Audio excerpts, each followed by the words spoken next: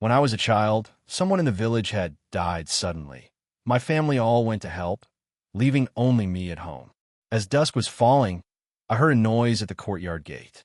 I ran into the yard and saw Eleanor standing at the gate. His face was ashen, his back bent, and his clothes wet, as if he'd just crawled out of the river. I asked, "Eleanor, what's the matter?" Eleanor said nothing, just stood outside the gate watching me. I raised my voice and asked again, "Eleanor, what's the matter?" Eleanor opened his mouth at me. I could see his tongue. It was stiff, his speech slow. Eleanor said, Borrow me 3 sticks of incense." I asked, "Eleanor, what do you need incense for?" Eleanor's eyeballs rolled. He opened his mouth with effort and said, "Your grand father said to lend them to me, told me to come and fetch them." I nodded. "All right, I'll go get them." I ran to the west room, took 3 sticks of incense, and ran back to the courtyard gate. I handed the 3 sticks of incense to Eleanor. When Eleanor saw them, he grew visibly excited. His once cloudy eyes abruptly flashed with a strange light. A gurgling sound came from Eleanor's throat, like he was swallowing. Eleanor reached out and took the 3 incense sticks. He brought them to his mouth and, in front of me, ate the incense. The crunching sound, crunch, crunch, as he chewed the incense was like someone gnawing on bone, making my hair stand on end. I instinctively stepped back 2 paces. I had heard the old villagers say, "The living offer incense, the dead eat incense." Could Eleanor already be dead? I edged backward slowly, and after smoking, Eleanor lifted her foot to step over the threshold. But she lifted her foot several times and still couldn't get past the threshold. Her foot struck the threshold, sounding thud, thud, thud. Each time, the night was very quiet, and Eleanor's kicks against the threshold sounded particularly jarring. I heard the elders in the village say that the living can see the threshold, but the dead cannot. They will be stopped by it. I said, "Eleanor, my grandfather, and the others aren't home. You should go back first." Eleanor seemed not to hear me. He tried many times at the gate, but couldn't get into the courtyard. He began to grow agitated. His face worsened, his eyes turned bloodshot, and the sound of him kicking the threshold grew louder and louder. Bang, bang, bang, bang, bang, bang. I was really afraid he'd kick the threshold clean away. Eleanor seemed not to feel the pain. She kicked the door jamb with all her might. She muttered to herself, "If I kick the threshold away, I can get into the yard." Eleanor's words made the hairs on my arms stand up. Eleanor seemed to sense my fear. He grinned at me, a smile that sent chills down my spine. I was terrified. I shouted loudly, "Grandpa! Grandma!" No one answered. None of my neighbors were around either. They had all gone to help. Suddenly, I heard a bang. The threshold of my door had been kicked away. Eleanor hunched over and came into the yard. The smile on his face deepened. His eyes stared fixedly at me, and his throat moved a few times as if swallowing. I hurriedly scrambled over the wall and jumped into my neighbor Victoria's house. Victoria has a big black dog, usually very fierce, but today that dog didn't even dare bark at Eleanor. It was so frightened to hid in its kennel. I ran like mad through Victoria's yard, terrified that Eleanor might catch up to me. When I reached Victoria's gate and glanced back, I saw Eleanor still chasing me. His eyes were fixed on me, and a horrible grin spread across his face. I ran for my life, not daring to look back even once. I knew those who died unnaturally in the village were taken to be buried on the back hill. So I sprinted toward it and at last met villagers at the foot of the hill. My grandfather pushed through the crowd, scooped me up, and asked, "Eugene, what's wrong?" I cried. Eleanor chased me. No sooner had I finished than the villagers went silent. My grandfather said, "Impossible. Eleanor was just buried." I sobbed, "It's true." No sooner had the words left my mouth than Moore said, "Eugene, you must be mistaken. Your Eleanor was just buried." Moore was Eleanor's son, known throughout the village for his filial piety. I said, "I'm not mistaken. He even borrowed 3 incense sticks from me, and right in front of me he consumed them, and he kicked away my doorstep." No sooner had I finished speaking than the villagers all widened their eyes, fear written in their faces. My grandfather gripped my arm tightly. "Eugene, you mustn't lie about this. I said, I'm not lying. My grandfather turned to Moore. Moore, is your father really in the coffin? Moore's face went sour. His speech grew slurred and halting. He said, he is, of course he is. My grandfather squinted. He said, Moore, I know you're dutiful and don't want your father dead, but he's already gone. You can't force him back. Moore's face darkened. He said, my father was always in good health. He should have lived to 70 or 80. The river at the village entrance isn't deep, and my father could swim. How did he just fall in and drown? My grandfather frowned. He said, Moore, what do you mean by that? Even a shallow river can drown someone. Besides, your father fell from the bridge, head first. He must have struck his head on a rock in the river, lost consciousness, and then been drowned by the water. Moore snorted coldly. He said, whether my father fell on his own or was pushed, who can say? The moment Moore finished speaking, my grandfather's face changed. He said, Moore, you have no conscience saying that. We and Joseph saw it with our own eyes. Joseph shoved through the crowd and pointed at Moore. Your dad is my own brother, and you don't believe me? You little beast. Moore curled his lip and said nothing. My grandfather asked with a darkened face, Moore, is your father really in the coffin? Moore's eyes flicked, as if feeling guilty. He said, yes, he's in the coffin, really in it. Joseph said, I don't believe it. After Joseph said that, he turned to my grandfather and said, King, this is serious. If you ask me, open Eleanor's coffin and see if he's in it. As soon as Joseph finished speaking, Moore's expression changed. He grabbed a shovel to block Joseph and said coldly, my father was just buried. Whoever dares dig up his grave, I'll take their life. When Moore said this, he also shot a glance at Scott in the crowd. Scott was Moore's younger brother. He had a slight limp. Scott nodded, then slipped out of the crowd, no one knowing where he was headed. Joseph tapped his own throat with a finger and said, you little bastard, if you've got the guts, try hacking at my neck. Moore's eyes were bloodshot. He said, old mutt, you think I don't dare? My grandfather pushed Joseph aside. He said, Moore, the living dead need human blood to survive. You can't support him. Your father was a good man when he was alive. He's gone now. Why make him suffer? In our village, there's a legend. Those who die untimely, if not buried, will turn into the living dead and drink human blood. Moore froze for a few seconds, then shouted to my grandfather, what living dead? My father has been buried. Stop talking nonsense. Joseph said, I don't believe it. I'm going to open the coffin. After Joseph finished speaking, he turned to the villagers and said, if our village has a living corpse, then everyone in the village is doomed. No sooner had Joseph's words died away than the villagers looked at one another, fear written in their eyes. Everyone supported opening the coffin. Moore stomped in anger and said, my father died a violent death. If you open the coffin, aren't you afraid he'll become a vengeful ghost and come after you? Digging a new grave is an eerie affair.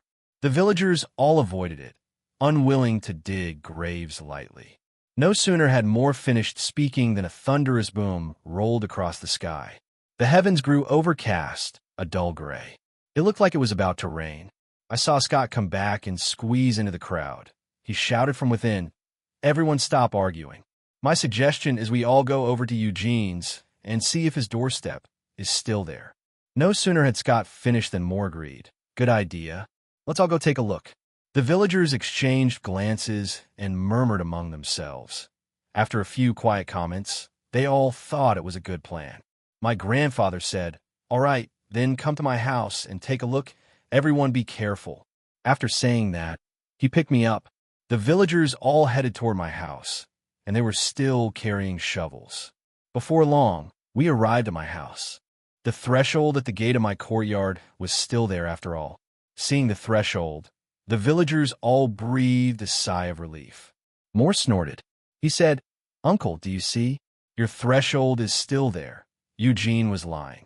I said, no, I didn't lie. Joseph said, Eugene is only 5, too young. He probably dreamed it and scared himself. Since he's all right, everyone, let's disperse. After saying that, Joseph waved his hand and the villagers began to leave. Before he went, Moore glanced at Joseph out of the corner of his eye and said, "Joseph, watch yourself. Be careful. My father might come after you tonight." After saying that, Moore left with Scott. Joseph stamped his foot in fury, pointing at Moore's retreating back and cursing him a beast. After shouting a few insults, he walked away. Only a few of us were left in the courtyard. My grandmother touched my head and said, "Eugene, did you have a nightmare?" I said, "No, I really saw Eleanor." He even asked me for 3 sticks of incense. My grandmother didn't believe me. She turned to my grandfather and said, "Old man, what are you looking at?" My grandfather was squatting on the ground, staring at the threshold, utterly absorbed. Grandfather's face looked a little sullen. He said, "It's nothing." Grandmother said, "It's getting late. Go inside and sleep." The few of us went into the house. No sooner had we stepped inside than there was a rumble, and heavy rain began to fall outside. My grandmother glanced toward the yard and said, "Gloomy, rainy days breed heavy resentment. Wait until it's clear. I'll take Eugene to pay respects to Brian. This child has been terrified by nightmares." My grandfather sat on the Kong, smoking his dried tobacco, and didn't speak for a long time. My grandmother snuffed out the lamp, and I closed my eyes to sleep. In the dead of night, I woke because I had to pee. I was just about to open my eyes when my grandmother said, "Old man, I counted. It's true. 3 incense sticks are missing." My grandfather sighed and said, "Eugene wasn't lying. Eleanor really did come to our house.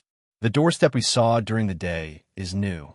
My grandmother whispered, "When Eleanor was alive, we never mistreated him. There's no grudge between our families. Why would he come looking for us?" My grandfather didn't say a word.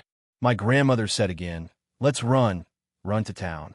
My grandfather said, "You can't get away. Once he's set his sights on you, you can never escape in this life." My grandmother asked, "Then what do we do?" The moment my grandmother finished speaking, I heard the thudding sound of someone kicking at the doorframe. I snapped my eyes open and scrambled, tumbling into my grandmother's arms. She clamped a hand over my mouth, signaling me to keep quiet. Hood, hood, hood. Thump, thump, thump. Thump, thump, thump. Thump, thump, thump. The sound of kicking the threshold grew louder and louder. By moonlight, I looked out the window and saw a figure at the courtyard gate. The silhouette looked very much like Eleanor. Suddenly, there was a loud bang as the threshold was kicked away. Eleanor stooped and stepped into the courtyard. By the moonlight, I could make out his ashen face. His eyes were lifeless, his mouth open and stained with blood. He walked very slowly, his gait stiff and awkward. My grandmother said, "Old man, what are we to do?" My grandfather frowned, drew the bed curtain closed, and whispered, "Don't make a sound." No sooner had my grandfather finished speaking than Eleanor's voice came from outside the door. He said, "King, something's happened. There's been a death in the village. Come out quickly." Eleanor's voice was very low, and then a strange hoo-hoo sound came from his throat. It was like a ghostly wail. My grandfather and grandmother exchanged a look. Fear showed in both of their eyes. Eleanor showed no intention of leaving. Seeing my grandfather silent, she said again, "King, come on. Hurry up. Someone in the village has died. Let's go help." My grandmother frowned. She said, "Eleanor, King isn't at home. You go help first." No sooner had my grandmother finished speaking than my grandfather shot her a glare. He whispered, "Are you out of your mind? Talking to the dead." My grandmother sighed helplessly. "I'm trying to trick him into leaving." No sooner had my grandmother finished speaking than Eleanor's ghostly laugh came from outside the door. Eleanor said, "I saw King go into the house with my own eyes. Don't try to fool me. Tell King to come out. Joseph is waiting at the door." Eleanor's words sent a chill down my spine. My grandfather's face darkened. He said, "Eleanor, you and Joseph go first. I'll be there in a moment." Eleanor heard my grandfather speak and suddenly pounded on the door. Bang, bang, bang. Bang, bang, bang. Bang, bang, bang. Bang, bang, bang. Our wooden door was being battered, thudding loudly. From outside came a sound, like fingernails scratching at the door. It was piercing. My grandfather's face was slick with cold sweat. his features twitching uncontrollably. My grandmother said, "Old man, what's Eleanor gone mad about?" My grandfather panicked. He said, "I don't know." No sooner had he finished speaking than there was a sudden blast, a loud bang, and our wooden door was smashed open. A gust of cold wind blew in. I turned my head toward the doorway and saw Eleanor standing there. He hunched over and gave my grandfather a crooked smile. He lifted his foot to step inside, but was stopped by the threshold. Before going to bed, my grandfather had reinforced the threshold to the east room and raised it higher. Eleanor kicked at the threshold, producing a bang-bang sound. 2 lines of bloody tears streamed from the corners of Eleanor's eyes. He looked at my grandfather and said, "King, why won't your house open? Come out quick. Joseph's waiting at the door." I didn't dare look at Eleanor again. I shut my eyes and curled up in my grandmother's embrace. I don't know how long passed before I heard the rooster crow. Dawn had broken. The sound of kicking ceased. My grandfather stood at the doorway, watching for a long while. Only when he was sure Eleanor had left did he dare step out. There were deep claw marks all over our wooden door. My grandfather went to the gate of the yard. The threshold at our yard gate had been torn off, and a locust tree branch was still hanging on the gate. My grandfather broke off a branch of the locust tree. He frowned and said, "Locust branches attract ghosts. Someone's targeting our family, deliberately luring Eleanor here." No sooner had my grandfather finished speaking than Victoria came into our yard. She said urgently, "Uncle, something's happened. Joseph is dead." My grandfather stood stunned for a few seconds, then said, "What? Joseph's dead?" Victoria said, "Died in a strange way." My grandfather said, "Come on, let's go have a look." A few of us hurried over to Joseph's house. His yard was already packed with people.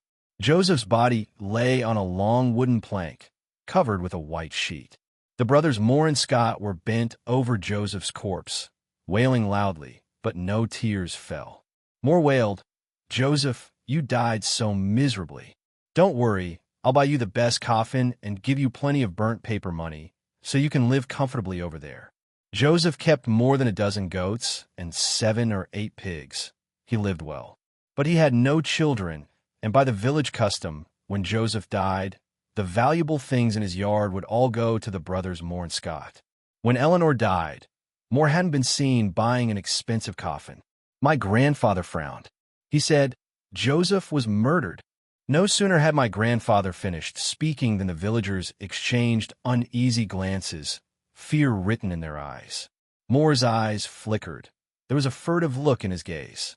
He said, "Joseph died under strange circumstances, most likely killed by a vengeful spirit." My grandfather's face darkened. He said, "Joseph was killed by someone." After Grandpa finished speaking, he went to the courtyard gate and fetched a locust tree branch from a gate. Grandpa said, "A locust branch attracts ghosts." This locust branch was deliberately placed at Joseph's door to summon the ghost and kill Joseph. Grandpa was furious. He threw the locust branch from his hand onto the ground. The villagers all sucked in cold breaths and looked at one another. Moore and Scott exchanged a glance. Scott picked up the locust tree branch from the ground and said, "Who'd be so cruel, trying to kill my Joseph?" My grandfather's face darkened. He said, "Last night, Eleanor came into my yard.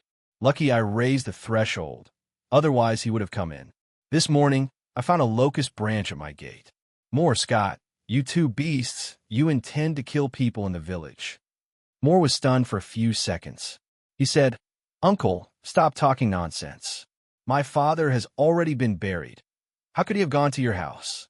Scott echoed, "Yeah, my father was buried long ago. Stop saying stupid things." My grandfather's face went dark. He said, "Open the coffin." Moore said, "No way. Whoever dares to dig up my father's grave, I'll fight them to the death." Scott strained his neck and shouted, "No." My grandfather glanced at the people in the yard. They all looked at one another. After a while, Victoria squeezed out from the crowd and said, "Joseph died in an eerie way. It shows our village isn't safe. This thing drinks people's blood. If we don't destroy him, our villagers will all be doomed. I trust King. I'm for opening the coffin." No sooner had Victoria finished speaking than someone answered back. Right, the village isn't safe. We're all in danger. Open the coffin. Everyone in the courtyard supported opening the coffin, clamoring to go to the back hill. Moore stamped his feet in fury, tugging at his collar as he shouted, "My father's 7-day mourning isn't even over, and you dare dig him up? Aren't you afraid something will happen?" My grandfather said, "If something happens, I'll bear it. We have to find out the truth about this living corpse." My grandfather finished speaking and walked toward the back hill. The villagers all followed him.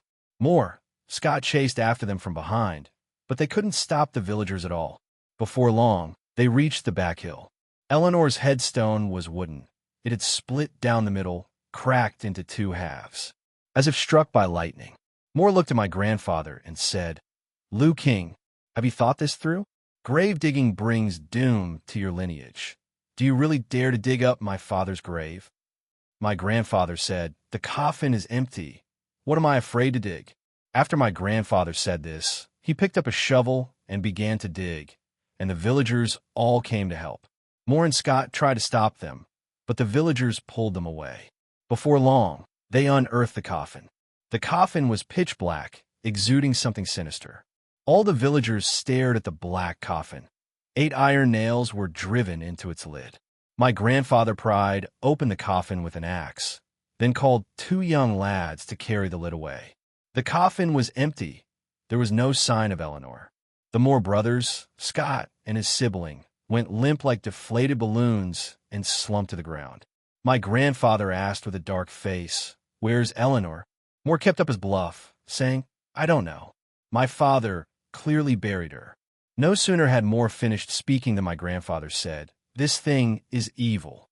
While it's still daylight, it's afraid of the light. Catch it and burn it. If night comes, no one will be able to deal with it. Speak up." Moore's eyes flicked. He said, "Uncle, I really don't know how this happened. Scott and I personally put my father in the coffin. How could he just be gone?" My grandfather's face went cold. He kicked Moore. He said, "Moore, tell the truth, and quickly. Night's coming." Moore narrowed his eyes.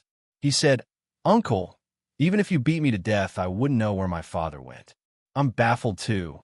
Who would steal my father's body?" No sooner had Moore finished speaking than Victoria, her face darkening, said, "You 2 brothers, if you don't tell the truth, I'll stuff you both into this coffin and bury you alive." No sooner had Victoria finished than Scott's legs went weak. He was about to speak when Moore kicked him. Moore looked at Victoria and said, "Come on, bury the 2 of us alive. I'm not afraid to die." Moore put on a brave front, and Victoria ground her teeth in anger. "Madman," she said. Moore said proudly, "Don't scare me.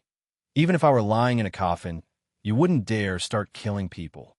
Moore was right. It had been a long time since there had been a murder in the village. Besides, most of the villagers worked in town and knew that killing was a crime. My grandfather frowned and said, "Moore, you can't keep him. He won't live without drinking blood. If you push him to it, he'll know to go find blood himself." Moore said coldly, "Uncle, what are you talking about? I don't understand a word of it." My grandfather shot Moore a look, then turned to the villagers and said, "Everyone, reinforce and raise your thresholds at home. While it's still daylight, we'll go together to find Eleanor." The villagers all nodded in agreement. My grandfather led the way down the mountain, with the others following behind. Victoria asked, "Uncle, what about Joseph? His body is still in the yard." My grandfather said, "There's no time. Find Eleanor first."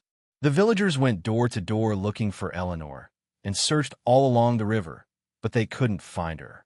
As night was falling, my grandfather said, "Everyone stay alert tonight. If anything happens, shout out loud." The villagers all nodded in agreement, and soon they dispersed. A few of us went back home. My grandpa reinforced and raised the doorstep at the gate again. Before long, it got dark. My grandmother locked the door of the east room and whispered, "Old man, can Eleanor come tonight?" My grandfather sat back on the earthen Kong, lit a dry tobacco stick, and said, "When I was a kid, I saw a living corpse. That thing can't live without blood." My grandmother furrowed her brow and said, "You saw one? Why, V, you never told us about this before." My grandfather said. I was only 6 then. My grandfather had his eye on John's yard, so he raised my great-grandmother into a living corpse. My great-grandmother bit John to death, and the yard fell into my grandfather's hands. He told me that on his deathbed. My grandmother frowned and said, "That's downright sinister." No sooner had my grandmother finished speaking than I heard a commotion at the courtyard gate. Bang, bang, bang. My grandmother's eyes widened. She said, "Eleanor's here." My grandfather frowned. He leaned toward the window to look out and saw a figure at the gate, an axe in hand, chopping at the threshold of our courtyard. My grandfather instantly grew furious. He shouted toward the outside, "You little bastard, just you wait." After my grandfather said that, he hurriedly climbed down from the calm. My grandmother and I chased after him. When that figure saw my grandfather, it fled in a hurry. It ran very fast, and before long it was gone. Our threshold had been chopped through. My grandmother stamped her feet in anxiety. She said, "Old man, what are we going to do? We don't have any spare wood here. What about the threshold?" My grandfather frowned. He stared at the severed threshold, and I couldn't tell what he was thinking. After a while, my grandfather spoke. "Wife, don't worry. Let's go hide at Shansy's place for now." My grandmother nodded. She said, "That's the only thing we can do for now." The few of us hurried to Victoria's house. At Victoria's house, there were only him and his father. Victoria said, "Uncle, the one who chopped your doorstep is probably more. He's a nasty-minded man with a strong streak of revenge." My grandfather frowned. He said, "I really didn't get a clear look at who it was." Victoria's father cleared his throat twice and said, "Until Eleanor is caught, our village won't know peace." Victoria's father was in poor health. As he spoke those words, he coughed a few more times, and blood came up with the coughs. My grandfather said, "Yes, it won't be peaceful." Victoria's father cleared his throat twice again and said, "When we were children, there were living dead in the village. I never expected that, after decades, they'd appear again." No sooner had Victoria's father finished speaking than I saw a figure sprint into our yard. The figure ran while shouting, "Uncle, something terrible has happened. My brother has been murdered." By the sound of it, it was Scott. My grandfather and Victoria exchanged a glance. Victoria opened the door, and he waved Scott over. "Come here and speak." Scott hurried into the house, his face and clothes stained with blood. My grandfather asked, "Scott, what's going on?" Scott fell to his knees with a thud and said, "My brother was bitten to death by my father." Everyone in the room froze, eyes wide. Only my grandfather remained calm, as if he'd long suspected it. My grandfather asked, "Scott, where is your father?" Scott cried, "Uncle, at this point I can't hide it from you. My father wasn't buried. My brothers turned him into a living corpse. They wanted to take Joseph's family's money and planned to kill my father, but they didn't expect him to tear off his iron chains and bite my brothers to death. I was frightened half to death and ran away from home." As soon as Scott finished, Victoria pointed at his nose and spat. "Beast! You two brothers are both beasts, trying to drag the villagers down with you. Moore deserved to be bitten to death." Scott hung his head and said nothing. My grandfather said, "Scott, you get up first." Scott steadied himself on the earthen Kong and rose to his feet. My grandfather said, "Moore was bitten to death. Eleanor won't be causing trouble tonight. Wait until dawn, then go take a look." Scott nodded once, saying nothing. A few of us stayed the night at Victoria's place, and first thing the next morning we went to Moore's house. The courtyard at Moore's was splattered with blood. Moore was already dead. There were 2 holes in his neck, his face was ashen, his whole body darkened, and not a single drop of blood remained. He looked like a desiccated corpse. Moore's eyes were open. He had died with them unclosed. Scott took a piece of white cloth and draped it over Moore's body. Scott said, "There are iron chains in my family's granary. They've always kept my father locked up in the granary." The villagers all leaned in. The Scott family's granary was huge, and 2 iron chains as thick as forearms hung from the beams. The floor of the granary was covered in black blood, the stench overpowering. My grandfather said, "Moore died a violent death. His eyes never rested. I'm afraid he'll rise from the grave. While it's daylight, We must bury him quickly. A few young men carried Moore into a coffin. They didn't set up a memorial tablet. They just carried him to the back hill and buried him. When the villagers saw Moore's gruesome death, they were all panic-stricken. My grandfather said, "Don't panic, everyone. Let's search everywhere. If we really can't find him, we'll lure him out." Victoria said, "Uncle, how do we lure him out?" My grandfather said, "The living dead can't do without blood, so we'll use a living person as bait." No sooner had my grandfather finished speaking than everyone in the village drew a sharp breath. They were all terrified. Victoria narrowed her eyes. She patted Scott on the shoulder and said, "If we can't catch Eleanor, we'll use you as bait. This is caused by you two brothers." Scott frowned deeply and said, "No, I can't." Scott was timid. Victoria's words had left his legs weak. My grandfather said, "All right, first let's look for Eleanor." The villagers gathered to search for Eleanor. Front hill, back hill, the whole village turned inside out, but there wasn't a trace of her. As dusk approached, my grandfather said, "The women and children should go home and hide. All the men in the village stay with me at the village entrance to draw Eleanor out." My grandmother frowned, and she said, "Old man, be careful." My grandfather nodded and said, "Don't panic, go back quickly." My grandmother sighed and led me home. Before long, we arrived home. As soon as we got into the yard, my granny locked the gate. She said, "Eugene, you go into the house first. I'll go to the privy." I nodded and headed for the east room. When I reached its doorway, I heard a bang. The sound came from the granary. I glanced back at the granary. Its door was ajar. My granny came out of the privy and asked, "Eugene, why haven't you gone inside? What are you looking at?" I said, "There was a noise in the granary just now." My grandmother glanced at our granary. Her face darkened. She said, "It's mice. Come inside." After saying that, she shoved me into the house and even locked the door to the eastern room. Seeing my grandmother's troubled expression, I asked, "Grandma, what's wrong?" Grandma said, "Eugene, don't make a sound." Outside, the sky had already gone dark. No sooner had she finished speaking than I heard two more tap-tap sounds. The sound came from the granary, as if something were moving around inside. I stared at my grandmother in confusion. She clamped a hand over my mouth, signaling me to stay silent. There were two soft taps again. The sound was very close, as if right outside the door. Just as I was bewildered, a voice came from outside the door. "King's wife? Is King home? My doorstep is broken. I was thinking of hiding in your house." I heard the voice. It was Victoria's father at the door. My grandmother exhaled in relief and removed the hand that had been covering my mouth. She said, "Johnson, King's not home. I'll open the door for you right now." Victoria's father laughed from outside the door and said, all right, thanks for the trouble. I'm in poor health and can't be of any help, just a useless lump at home." My grandma opened the door to the east room and said, "Johnson, come inside quickly." Victoria's father looked sullen.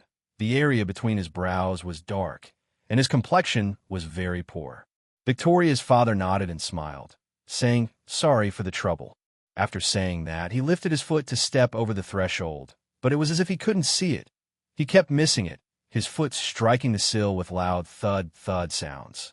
My grandmother's face changed in an instant, and she instinctively took 2 steps back. Victoria's father glanced at my grandmother and gave a strained chuckle. He said, "Old age, eyesight's failing, can't see the threshold clearly. King's wife, why don't you help me into the house?" When Victoria's father said that, he also glanced at me out of the corner of his eye. His throat moved twice. He was clearly swallowing. My grandma said, "Johnson, how did you get into our yard?" Victoria's father said, "I came in during the day. I was going to borrow a shovel from King, but none of you were home, so I went into the storage shed to look for one myself. I must have fallen asleep in the shed, and when I opened my eyes, it was dark. There is no threshold on our storage shed." My grandmother gave a nervous chuckle and said, "Johnson, go fetch the shovel from the barn for me. I'll dig out the threshold so you can get in." Victoria's father nodded, then turned and walked toward the barn. While he was turning, my grandmother hurriedly shut the house door and locked it. My grandmother said, "Eugene, climb up onto the beam quickly." I asked Gran why. My grandmother stamped her foot in a panic and said, "Hurry." She held me up and told me to climb onto the beam. I heard Mr. Victoria's voice outside the door again. He said, "King's wife, I've brought the shovel. Please open the door." My grandmother didn't answer. She stepped on a stool and lifted me up high. It took me a lot of effort to climb up onto the beam. I could feel that my grandmother's palms were all sweaty. Victoria's father's voice came from outside the door again. He sounded clearly displeased. He said, "King's wife, open the door." When my grandmother didn't answer, Victoria's father kicked the threshold hard. Bang, bang, bang.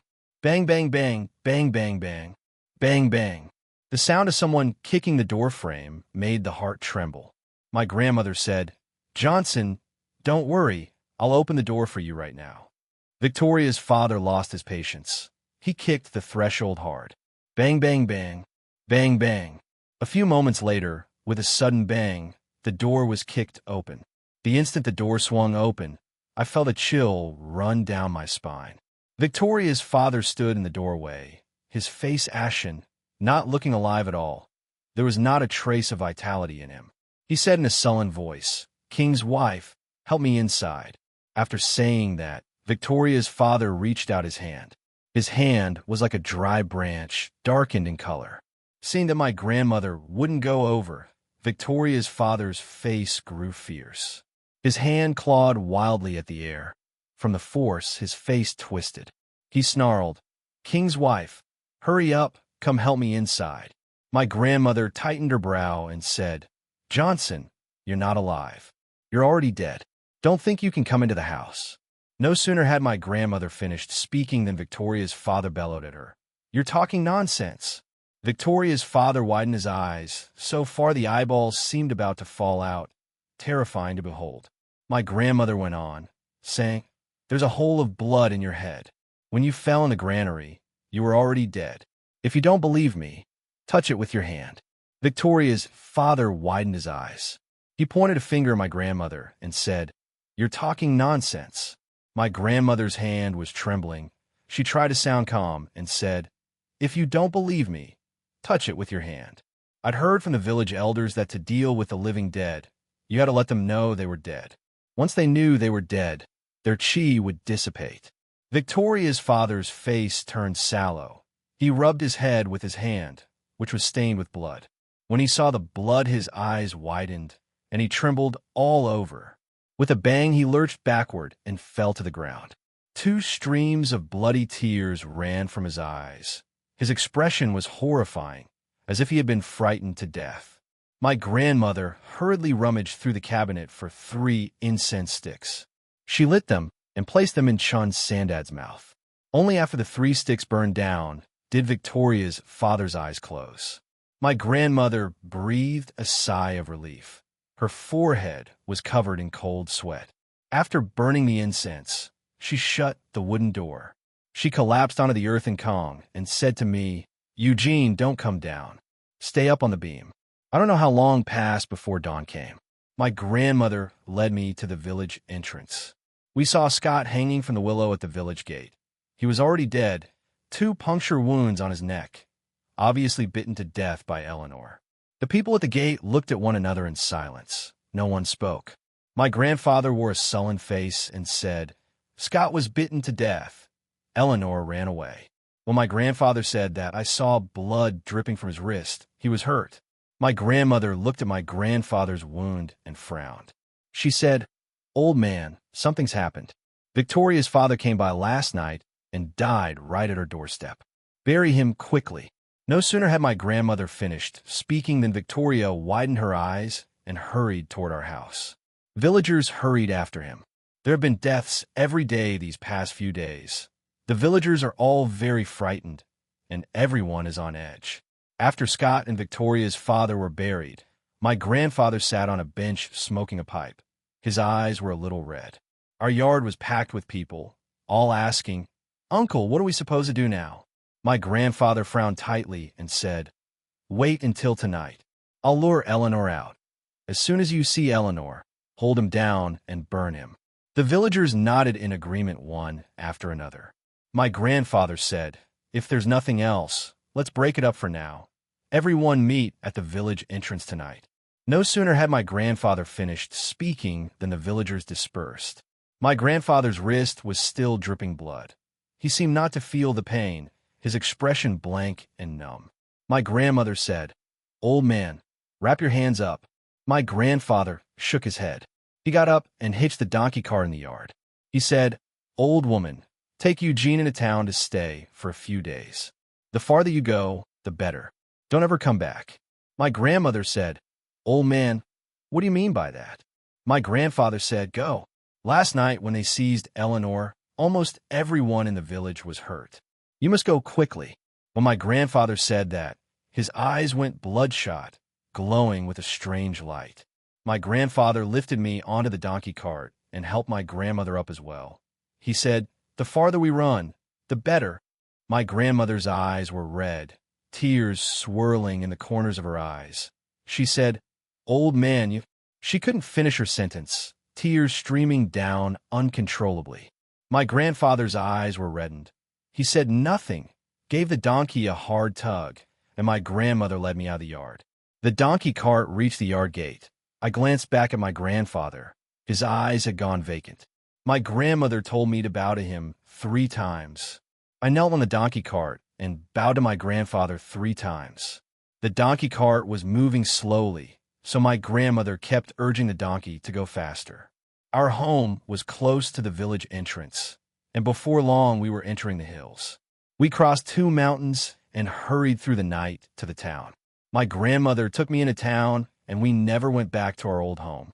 Later I heard that everyone in our village was gone, the whole place left to ruin, and I never saw my grandfather again. End of text.